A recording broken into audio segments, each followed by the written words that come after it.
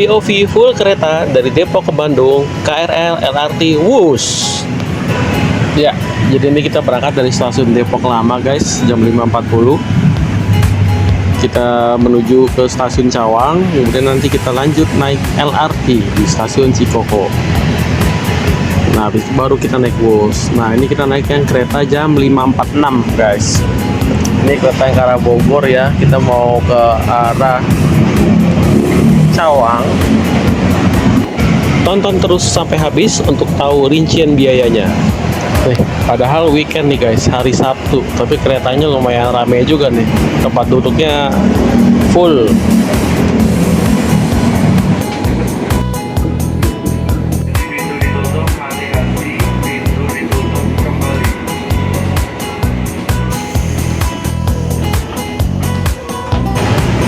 Sampai di stasiun Cawang sekitar jam 6.15, kita langsung belok kanan untuk menuju ke stasiun LRT Cikoko.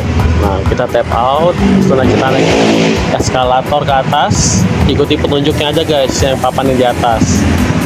Nah, ini udah kelihatan ya stasiun Cikokonya. Ini pagi-pagi, suasana jalan.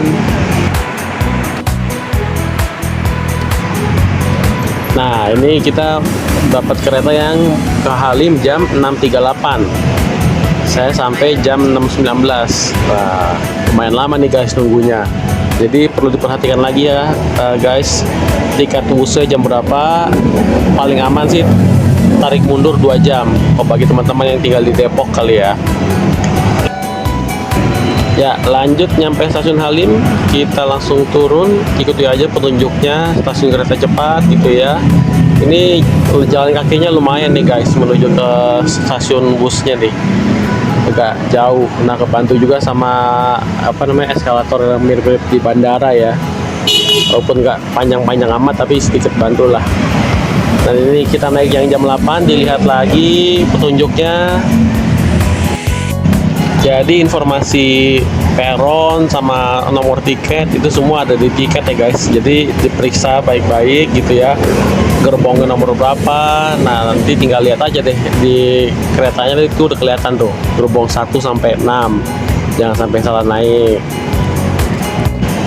Kebetulan gue di gerbong 5 pas banget sama kereta makan. Jadi kalau mau jajan-jajan itu ada tempat makanan deket banget.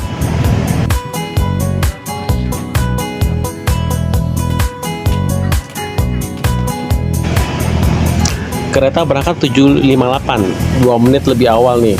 Agak kaget juga sih ya, tapi nggak apa-apa juga. Nah, kereta ini hanya berhenti di 2 stasiun nih guys, di Padalarang dan Tegaluar. Ini ketika masih berangkat sekitar Halim. Ini udah 200 km per jam ya, udah mulai ngebut nih. Ini masih sekitar Bekasi, Tambun, Cibitung, lewatin pabriknya Honda motor. Gede banget ya pabriknya ya.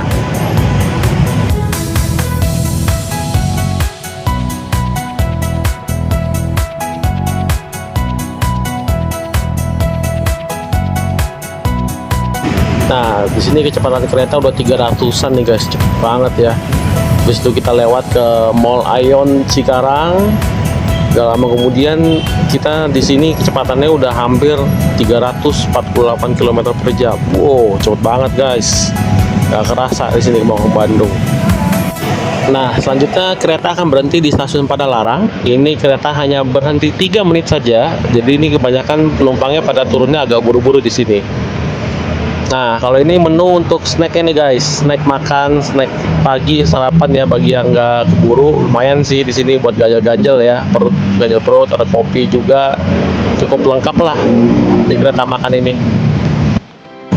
Nah, menjelang stasiun Tegaluar, ini kita menyusuri tol Cipularang nih guys.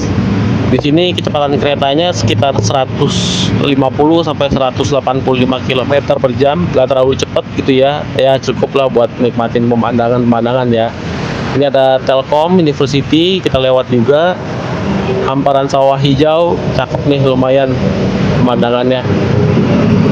Sampai deh kita di stasiun Tegaluar Station. Ya, ini kita udah sampai ya guys. Jadi total biaya perjalanan full keretaan dari Depok sampai Bandung itu kurang lebih sekitar 370 sampai 380 ribu. 350 itu khusus busnya aja. Untuk LRT sekitar 5.000, KRL sekitar 3,5. Lumayan dah. Ya, selanjutnya nih guys, tips memilih kursi dekat jendela. Siapa sih di sini yang suka banget nih duduk dekat jendela, entah itu naik kereta, bus, pesawat gitu ya. Keuntungan dari duduk dekat jendela adalah kita bisa lihat pemandangan tentunya gitu ya.